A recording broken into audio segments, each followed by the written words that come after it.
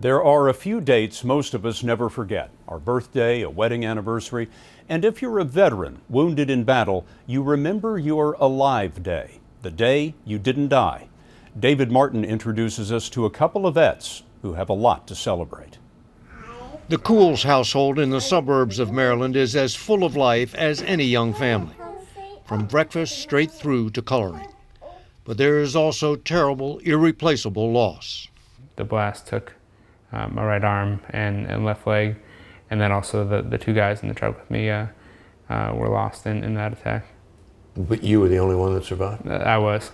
It happened in Iraq on November 29th, 2005, 6 years ago today, when a roadside bomb hit his vehicle.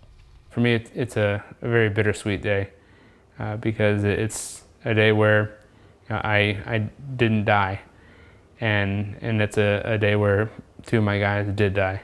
Two of his soldiers, Jerry Mills and Donald Hassey, were lost to their families.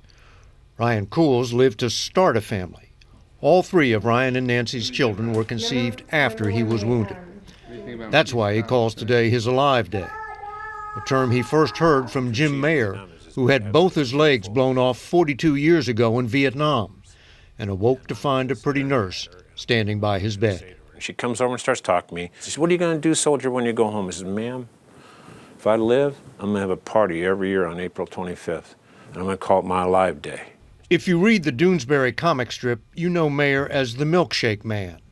He's been delivering them to the hospital rooms of the wounded ever since the first war with Iraq in 1991.